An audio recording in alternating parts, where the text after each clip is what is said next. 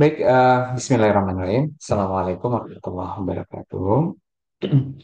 Pada pertemuan hari ini di mata kuliah kebijakan pengelolaan sampah berkelanjutan di Magister Teknik Lingkungan, kita sampai di aktivitas pembelajaran bagaimana merancang ya, perencanaan kebijakan terkait dengan pembatasan plastik sekali pakai. Tentunya di daerah ya, kabupaten kota yang memiliki tantangan terkait dengan banyaknya sampah plastik, terutama sampah plastik yang kategorinya adalah sekali pakai. Ya. Nah, sehingga dalam konteks berkelanjutan, supaya pengolahan sampah yang berkelanjutan adalah melakukan pengurangan sejak dari sumbernya. Nah, materi hari ini saya coba susun agak banyak gitu, tapi sedikit-sedikit lah. Mungkin ada sekitar 40 slide-nya. Berhubungan dengan berbagai macam apa namanya terkait dengan plastik sekali pakai ini. Apa plastik sekali pakai ya?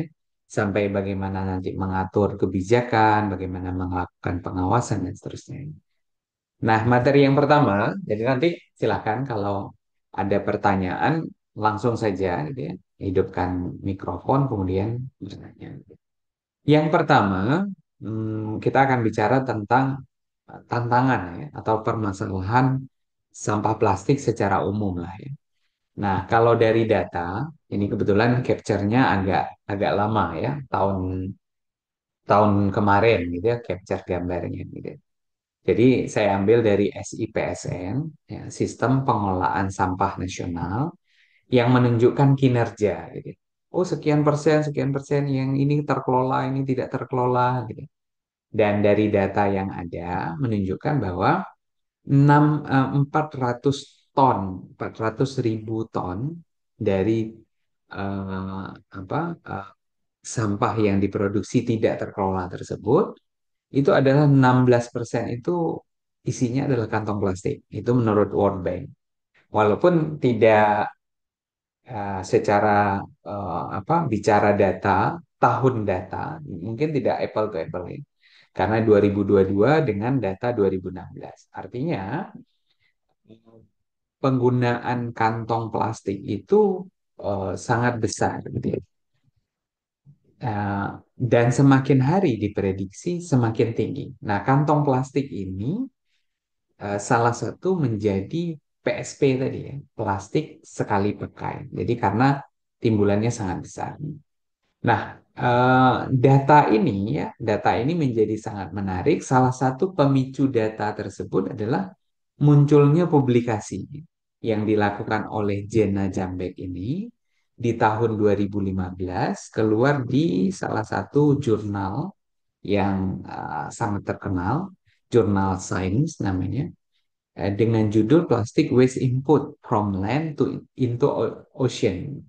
Jadi kalau dilihat ya, saya capture dari Google Scholar, itu sudah diacu oleh 9.200 penelitian yang lain se-Indonesia, gitu ya. Se-Indonesia, sedunia, gitu. Dengan model perkiraan. Jadi menggunakan model.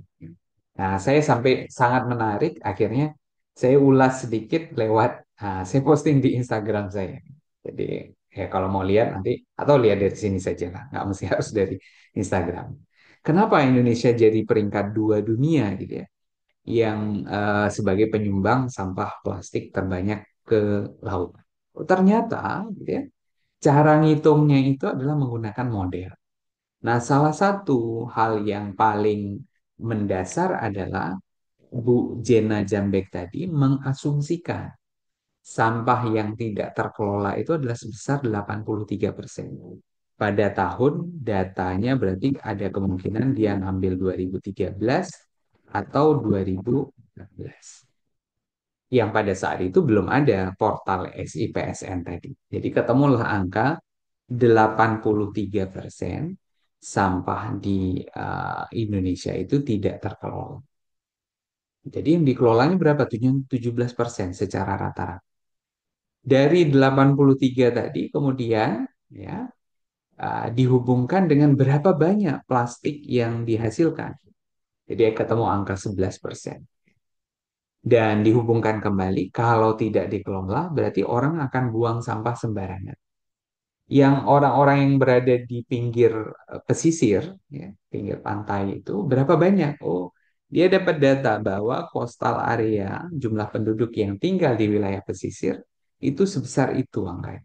Berarti pilihannya adalah selain membakar, dia akan buang ke laut. Maka ketemulah angka plastik marine debrisnya sebesar ini.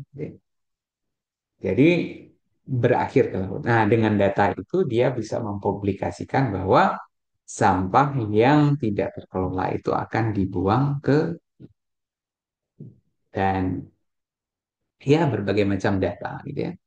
Jadi semakin hati, semakin banyak sampah plastik yang berakhir ke laut. Berarti kebijakan supaya dia berkelanjutan harus dipindah nih. Sebisa mungkin tidak menghasilkan banyak plastik yang sekali pakai sehingga tidak jadi dibuang ke laut. Karena apa?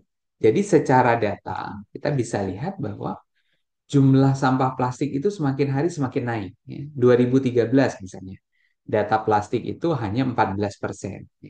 Kemudian dia pindah ke 2019, data plastik itu naik menjadi 15%. Ya. Jadi di angka-angka ini. Jadi secara data terjadi peningkatan. Kalau kemudian dilihat di 2023, ya, sampah plastik menjadi 18, sekian persen. Naik sampah plastik ini 1% saja, itu sudah membuat uh, perubahan yang sangat besar. Karena persentase yang diambil ini adalah persentase berat. Jadi jumlah plastiknya pasti sangat banyak sekali. Karena beratnya plastik ini kan sebenarnya sangat ringan sekali gitu ya, sangat ringan sekali. Jadi ini menjadi hal yang sangat menarik ya.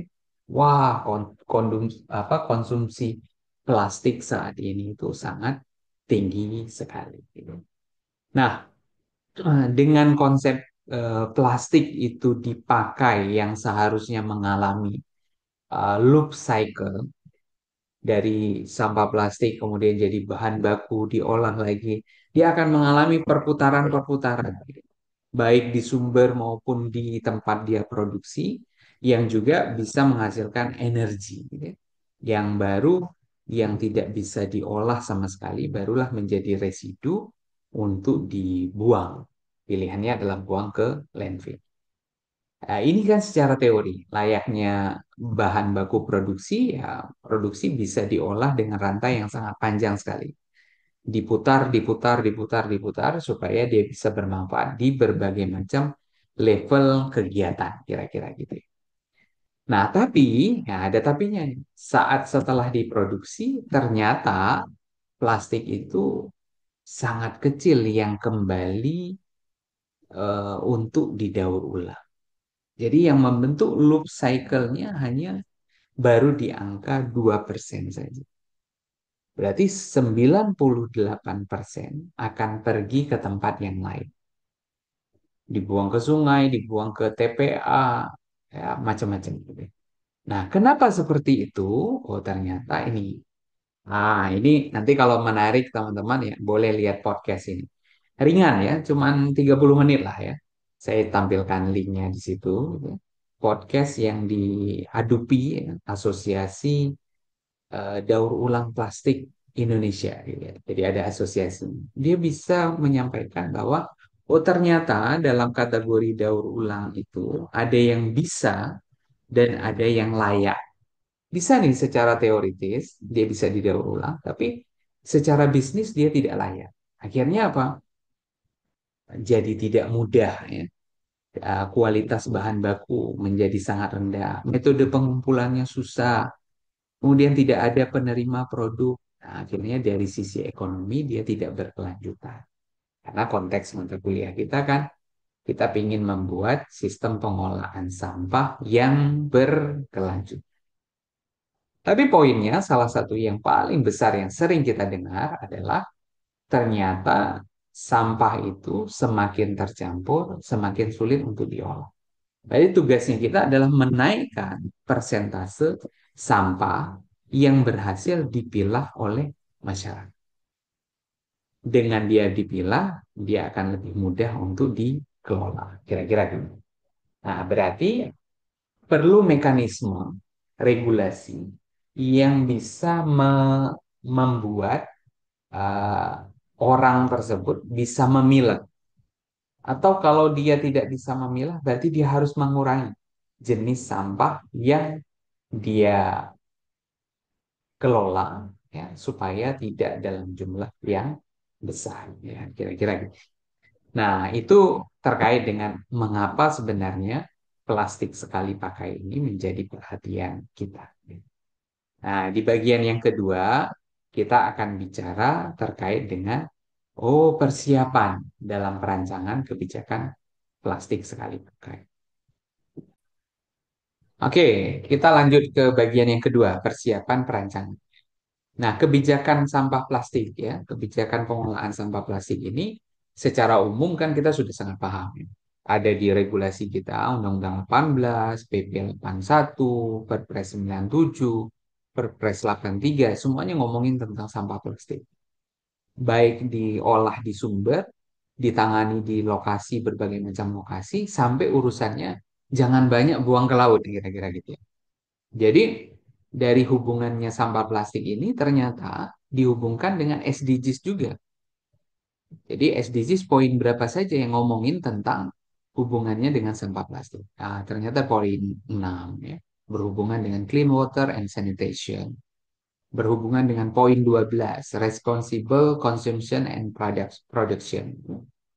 Bagaimana perusahaan itu bertanggung jawab terhadap produksi yang dia lakukan. 13 ada climate. Tadi pertanyaan dari Vicky. Yang ke-14, life below water. Nah, bagaimana membuat laut kita bebas dari sampah plastik. Jadi akhirnya apa? Setiap negara menghasilkan produk regulasi kebijakan tadi yang terus meningkat dari waktu ke waktu. Jadi saya coba merekap. Ini saya mau nulis publikasi sebenarnya dari slide-slide ini, tapi belum jadi-jadi, gitu. Jadi bahan-bahannya saya sudah rekap. Oh, ternyata ada penelitian yang menunjukkan bahwa eh, rekapitulasi gitu ya. Di Jerman itu sudah muncul nih tahun 1991. Ya. Jadi secara global sudah bicara tentang kebijakan pembatasan plastik sekali pakai. Di Jerman ada, di Denmark ada, di Bangladesh ada. Jadi banyak negara yang mencoba ngeban, ya, nggak boleh. Dan ternyata ya, kalau kita lihat ya secara grafik, plastik bag yang di ban tadi, dilarang tadi, dibatasi tadi, semakin lama semakin banyak. Berarti setiap negara menyadari bahwa aktivitas yang dihasilkan dari sumber sampah dengan konsep sekali pakai ini bisa berbahaya bagi lingkungan. Nah, saya coba mengumpulkan petanya, ya. Jadi peta ini bisa dipakai di sumbernya di sana, gitu ya.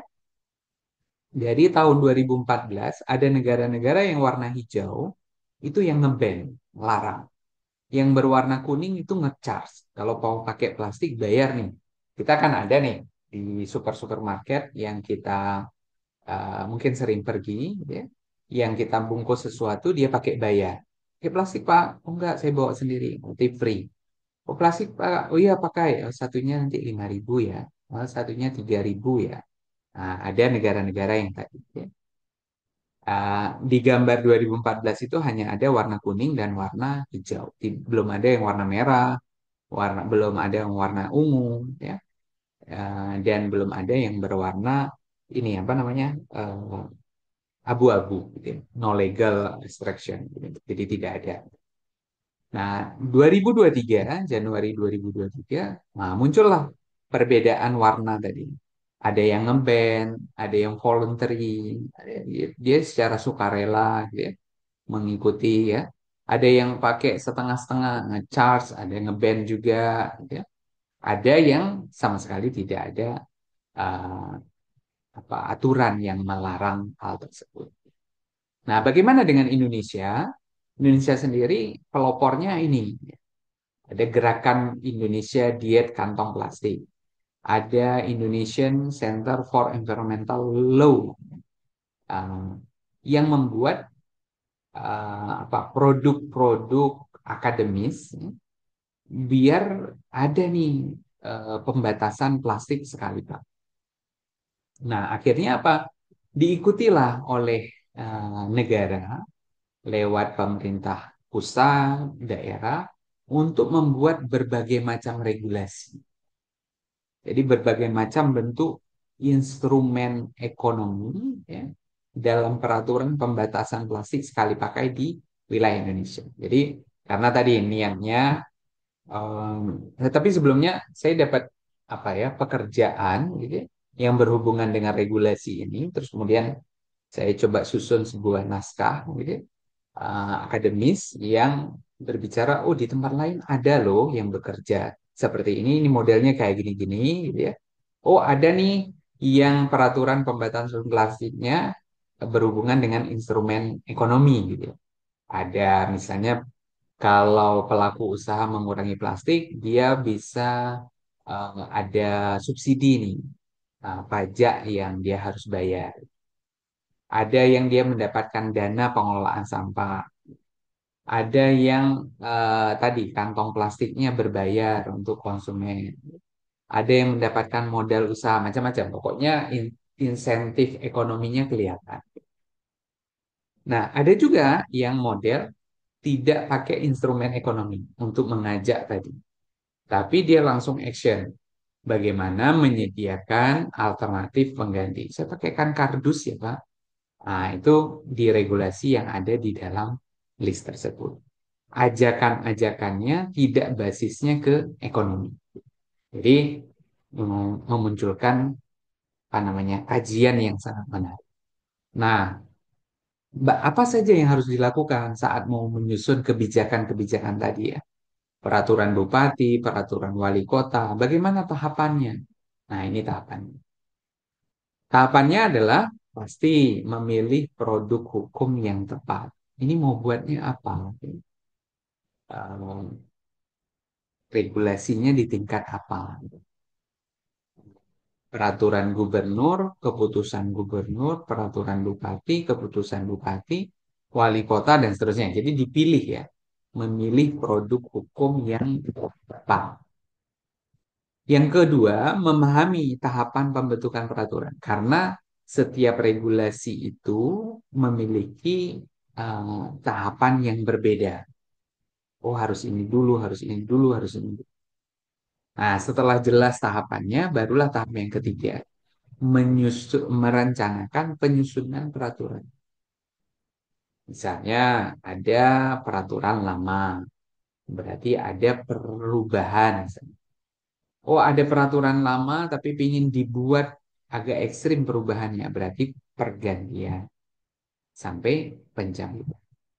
Nah, langkah keempat ada naskah akademik, riset baseline, pemilihan opsi kebijakan. Nah, ini tadi ya, mau instrumen ekonomi, non-instrumen ekonomi, kemudian diikuti oleh konsultasi publik, kemudian ada penganggaran, dan ada aktivitas pengawas. Jadi, urutan dalam bagaimana memproduksi uh, regulasi yang berhubungan dengan pembatasan plastik sekali pakai tadi. Nah, mudah-mudahan jelas ya sampai di sini. Jadi ini adalah tahapan. Yang ketiga, bagian yang ketiga adalah saat kita ingin membuat kebijakan pengolahan plastik sekali pakai ini, tahap pertama adalah kita perlu menentukan objeknya apa. Yang dimaksud objek apa? Apa yang mau dibatasi gitu. Plastik sekali pakainya yang mana? Oh, ternyata plastik itu sangat banyak gitu. PET, HDPE, PVC, LDPE, PS, dan seterusnya. Secara teori sih ada 7. Nah, kalau kita buat lebih detail, single use plastik mana yang mau dibatasi? Ya, berarti kan harus jelas. Ada botol air mineral, ada peralatan makan, ada sedotan, ada styrofoam, ada plastik kresek. Yang mana yang mau? Nah, semakin jelas jenis plastik yang dibatasi, itu semakin mengena kepada sasarannya. Nah, berarti sebelum menentukan, ini kan perlu data baseline. Tadi kan sesuai tahapan, ada baseline. Nah, data baseline-nya itu seperti apa? Gitu ya. Berarti kita butuh data existing. Berapa banyak sampah plastik? Berarti ini tahapannya jauh lebih detail daripada SIPSN kira-kira. Kalau SPSN kan adanya sisa makanan, ya, kayu ranting, kemudian ada plastik, kertas, kaca, logam, kain, karet, ya, kemudian lainnya. Nah, berarti di bagian ini kita perlu data yang lebih detail terkait apa? Terkait jenis plastik yang dihasilkan. Berapa banyak sebenarnya konsumsi botol plastik? Berapa banyak konsumsi sedotan plastik? Berapa banyak nih food containersnya? Ya? Misalnya penggunaan styrofoam nih, atau ada sedotan nih. Nah, ini kita punya data. Botol, sedotan, styrofoam, dan plastik. Ah, pertimbangannya adalah kalau tidak bisa larang semua, maka dipilih yang paling banyak dihasilkan. Oh, berarti ada misalnya botol plastik. Ya udah, berarti kebijakannya menyasar kepada objek botol plastik. Oh, paling banyak sedotan. Berarti perusahaan apa regulasinya menyasar kepada sedotan.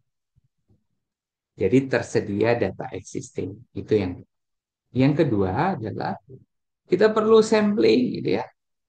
Tadi data existingnya kayaknya agak bukan. Data existingnya belum ada. Data sebelumnya yang melakukan hal tersebut.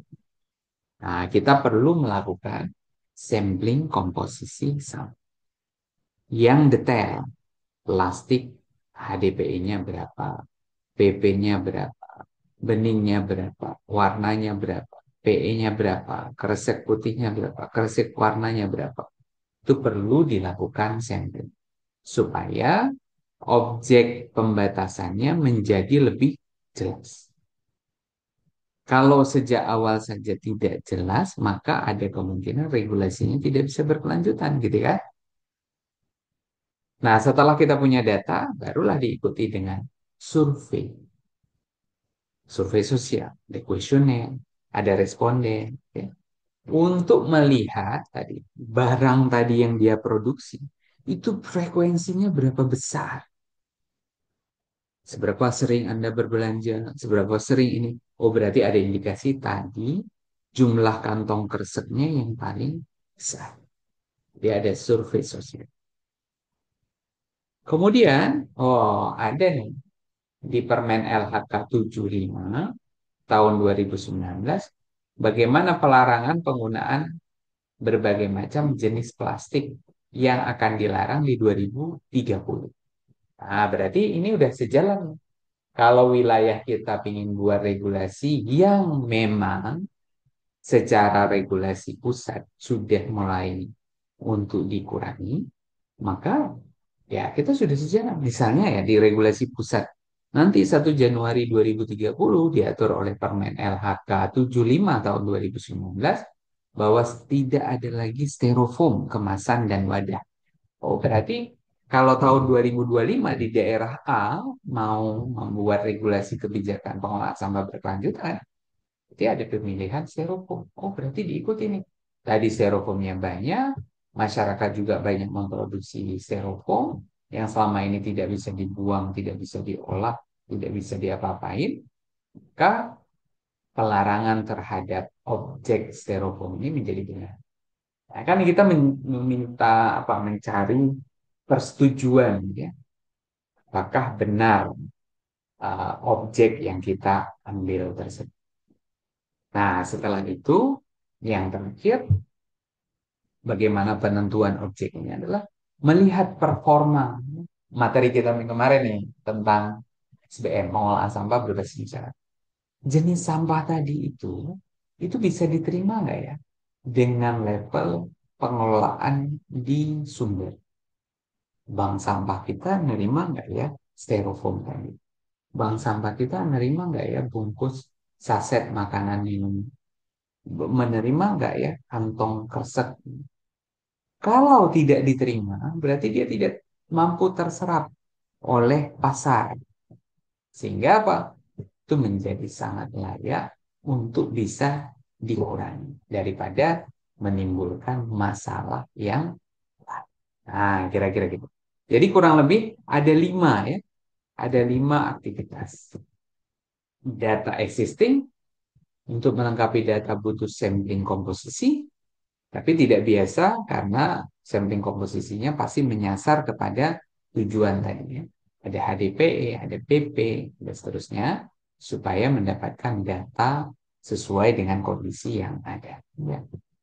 Terus kemudian survei sosial menghubungkan dengan kebijakan nasional dan melihat karakter pengelolaan sampah lokal. Kalau di tempat tersebut memang belum ada, berarti ini menjadi poin yang bisa kita kelola untuk bisa mengadakan supaya apa? Objek tadi bisa dikelola dan tidak mencemari lingkungan. Nah, baik. Nah, sebelum masuk ke sesi yang keempat, nah, silakan kalau ada yang mau ditanya. Seharusnya sih ada. Nah, pada bagian yang keempat itu adalah tahapan penentuan subjek. Jadi tadi di bagian yang ketiga kita bicara objek. Yang mau dibatasi itu barangnya apa? Terus kemudian saat ini kita bicara subjeknya. Siapa yang mau diatur? Jadi kalau sesuai dengan regulasi PP berdasarkan Permen LHK 75 tahun 2019 itu ada 3 subjek yang diatur. Industrinya, penghasilnya, manufaktur. Itu kategorinya bisa makanan, minuman, barang konsumsi, kosmetik, perawatan tubuh, dan sebagainya. Kemudian jasa makanan, minuman, restoran, kafe, rumah makan, jasa boga, hotel, dan sebagainya. Retail, ada pusat perdagangan, toko, swalayan, kemudian pasar. Jadi, eh, kita perlu menentukan siapa subjek dari PSP ini. Jadi subjeknya itu eh, selain kepada konsumen, selain kepada konsumen, tapi yang paling besar sebenarnya dampaknya adalah kepada produsennya. Nah, pasti nanti akan berhubungan dengan konsumen. Misal ya, di retail tempat pusat perbelanjaan kita masuk nih ya sebuah supermarket, kemudian pada saat bayar kita ditawari, Pak bawa kantong belanja sendiri. Oh tidak, mau di kardus? Oke boleh ya. Kalau di kardus gratis. Berarti ada kebijakan internal mereka. Oh saya jangan pakai kardus, susah saya bawa, saya naik motor gitu misal.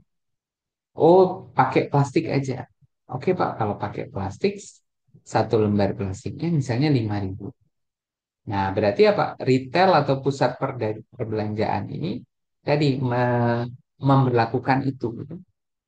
Yang seharusnya uangnya itu ya, tersetor kepada pihak ya yang mengelola. Nah, berarti butuh subjek untuk pengelolaan tadi. Nah, bagian yang keempat tidak banyak-banyak. Nah, kita sudah belajar tentang objeknya apa, subjeknya siapa. Nah, sekarang berarti isi dari kebijakannya itu apa? Jadi ada opsi. Opsi objek. Boleh nih, opsi objek. Barang yang mau dikelola itu apa? Terus kemudian opsi subjek. Oh, saya cuma pusat perdagangan saja yang menengah ke atas. Oh, saya ingin buat regulasi yang berhubungan dengan pasar, pasar rakyat, boleh. Ya. Jadi objeknya jelas, subjeknya jelas. Yang ketiga hubungannya dengan isinya apa? Nah, ada 4 jenis. Pilihannya adalah menghindari timbulan PSP. Ya. Tadi ya, ada edukasi. nggak usah pakai kantong belanja, tapi dibawa saja. Jadi pilihannya adalah menghindari timbulan PSP. PSP-nya belum dihasilkan, sudah berusaha untuk ditangani gitu ya, ditangani. Nah, ini menjadi um, salah satu opsi dari pengatur. Pilihan yang kedua adalah pengembalian barang kemasan untuk didaur. Ada Dropbox, ya. Uh, lampu bekas, terus kemudian di Dropbox. Ada saset yang dibeli, ada Dropbox. Bagaimana mengembalikan? Itu menjadi opsi. Yang ketiga adalah mekanisme, ya, mekanisme pelarangan bertahap. Dibuat dari segi waktu, ataupun ya tadi dari segi objek yang akan dilakukan. Oh, objeknya itu ada 4. Nah, berarti bertahap. Kapan, kemudian uh, apa, waktunya yang akan dikelola gitu ya. Oke. Terus kemudian ada pelarangan secara total. Nggak boleh, nggak boleh, nggak boleh, nggak boleh. Nah, ini berarti dicari ya. Yang paling memungkinkan itu yang mana? Ini yang misalnya contoh di dalam tabel ini adalah pilihan menghindari. Kebijakannya apa? Misalnya di situ disebutnya, pengusaha wajib bertanya apakah konsumen memerlukan kemasan. Pengusaha wajib bertanya apakah konsumen memerlukan wadah dari bahan sekali pakai. Pengusaha memberikan insentif kepada konsumen yang menolak wadah. Saya pakai tempat sendiri ya. Diberikan insentif. Itu pilihan untuk menghindari. Nah, bagaimana pilihan untuk mengembalikan di sini? Pengembalian barang atau kemasan untuk didaur ulang. DLH misalnya menjamin kerjasama dengan brand tertentu untuk mengembalikan sampahnya ke perusahaannya atau ke mitranya dia untuk bisa diolah dengan sini. DLH menjalin kerjasama dengan bank sampah dan beberapa restoran untuk menyediakan fasilitas pengumpulan. DLH menjalankan edukasi pemilahan, pengembalian. DLH menjalankan edukasi pemilahan, pengembalian kemasan ke drop. Nah, ini regulasinya yang berhubungan dengan pengembalian. Jadi menghindari tadi sudah, mengembalikan di bagian ini. Nah, bagaimana hubungannya dengan pelarangan? Baik itu total ataupun bertahap. Nah, kayak gini contohnya. Tapi memang diperlukan riset yang akurat terhadap aktivitas yang akan direncanakan tersebut. Proses monitoring, pelaku usaha menjadi sasaran riset kuantitatif, monitoring dan evaluasi harus dilakukan setiap. Nah, ini contohnya pengurangan. Ya. Ini bertahap 2020, 2021, 2022, 2023, 2024. Jadi, eh, bagaimana pelarangan ini bisa masuk dalam kategori total atau dilakukan secara ya. Nah, opsinya adalah ya tadi ya, kebijakan berdasarkan PP 81 itu ada pembatasan timbulan sampah, pendaur ulangan, pemanfaatan kembali, itu bisa dicek. Opsi-opsi yang disesuaikan dengan regulasi yang lebih tinggi. Nah, baik itu PP 81 ataupun Permen LHK nomor 79 tahun 2019. Jadi opsinya perlu disesuaikan dengan regulasi yang lebih tinggi, kira-kira gitu. Yang ke berikutnya adalah hubungannya dengan pendaur ulangan. Jadi saat kita ngomongin daur ulang, berarti ada penggunaan bahan 100% dapat didaur. Atau menggunakan bahan 50% hasil daur ulang yang kemasannya bisa diproduksi kembali. Membentuk closed loop, ya, daur ulang menjadi kemasan yang sama, membentuk open loop menjadi bahan baku yang lain, menggunakan kantong bukan plastik yang dapat didaur. Nah, ini semuanya dituangkan supaya apa? Bisa berjalan sesuai dengan kondisi di suatu wilayah. Berarti ada butuh kajian. Ya, siapa tahu mau topik tesisnya berhubungan dengan kajian penerapan plastik sekali pakai di suatu kabupaten kota yang belum ada regulasi. Nah, bagaimana pembatasan plastik di India contoh ya, misalnya ini. Dia sebutkan di situ bahwa di tahun 2021 dilarang secara bertahap. Khusus untuk apa? Minimum ketebalan untuk kantong plastik sekali pakai itu di angka ini. Itu 2021. 2022 kemudian wah ini di ban dari beberapa plastik yang ada.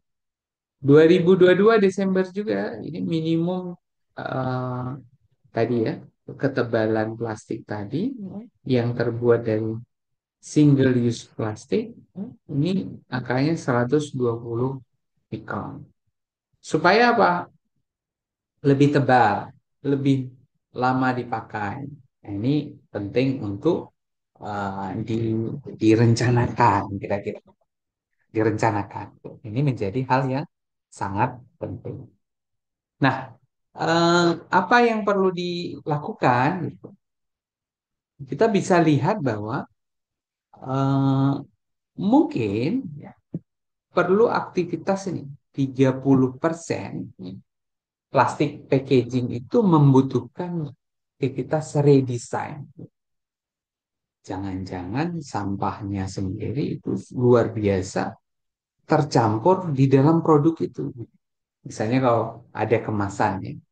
Kemasan contoh nih, saya ada nih. Nah, tapi nggak lihat nih. Misalnya ini pembungkus makanan. Ini dari kertas. Tapi di bagian sisi tertentu dari produk ini ada plastik. Tapi kalau mau diolah, plastiknya itu harus disendirikan. Ini plastik juga. Yang kertasnya disendirikan sendiri. Berarti prosesnya pemilahannya menjadi lebih ekstra. Gitu. Ah, berarti butuh redesign kemasan supaya dia tidak banyak menghasilkan sampah. Kira-kira gitu. Oke. Nah, sampai di sini adakah yang ingin bertanya? Kita lanjut ya. Nah, ini bagian yang hampir-hampir terakhir. Isinya, apa sih isinya itu? Isi dari kebijakan tersebut ya, dalam regulasi, kemudian diatur. Oh, ada judul, ada pembukaan, layaknya regulasi pada umumnya. Ada ketentuan umum, isinya definisi-definisi ya. Plastik, orang, subjek, objek, mekanisme, segala macam, itu diatur regulasi. Hak dan kewajiban, itu juga perlu ya. Kemudian pembinaan pengawasan. Nah, ini menjadi penting juga karena tidak hanya sekedar pelarangan saja. Oh, sekedar larangan, oke, gitu. Tapi ternyata tidak bisa berjalan dengan baik. Peran serta masyarakat ada di situ supaya apa? Wah, ini menjadi hal yang sangat baik dan masyarakat mendapatkan kemudahan, ya, keuntungan dari penerapan pembatasan plastik sekali pakai ini. Misalnya masyarakat mendukung program tersebut dengan menghadirkan berbagai macam mekanisme supaya masyarakat bisa terlibat. Kemudian ketentuan peralihan kalau ada yang perlu dialihkan, penutup, lampiran. Jadi secara singkat regulasi ini eh, isinya sedikit, tapi banyaknya adalah di lampiran. Jadi uraian, daftar, tabel target, ya, tabel perhitungan pengurangan sampah, peta wilayah, monitoring dan evaluasi dan seterusnya. Jadi isinya perlu detail karena ranahnya adalah penerapan yang akan. Nah, bagian yang terakhir adalah bagaimana pengawasan. pengawasan kebijakan PSP, dan teknik pengukuran dampak kebijakan tersebut. Nah, ini bagian yang sering dilupakan oleh pemangku kebijakan. Saat regulasi itu dihasilkan, regulasi tersebut tidak pernah diawasi. Akhirnya tadi masalahnya law enforcement, penegakan hukumnya jadi sangat rendah. Kita menjadi sangat banyak regulasi, tapi regulasinya nggak pernah ditaati gitu ya. Karena apa? Tidak ada pengawasan untuk menaati gitu ya. Jadi akhirnya tidak jalan. Nah, ini poin 7 yang menjadi ciri khas dari mata kuliah kita. Kebijakan yang berkelanjutan. Berarti harus ada aktivitas ini dan dikerjakan. Apa yang dilakukan? Nah, ini contoh. Ya. Jadi ada aktivitas pembinaan di level penghasil, sumber. Di berbagai macam level. Di sumber, di, di restoran, kalau memang menjadi objek, di pasar, itu dilakukan pembinaan. Dan kalau sudah dibina, ya, baru kemudian diawasi aktivitasnya. Kalau tidak diawasi berarti ada sanksi. Ada sanksi. Jangan tiba-tiba langsung sanksi tapi tidak pernah dibina, tidak pernah diawasi, tiba-tiba langsung sanksi. Jadi polanya akan dibalik. Nah, dari peta yang ada, ya, dari peta yang ada, misalnya, gitu ya, ini perlu untuk mendata kinerja pengurangan PSP. Jadi menjadi indikator pengelolaan lingkungan yang dilakukan oleh usaha tersebut. Misalnya contoh formnya seperti itu.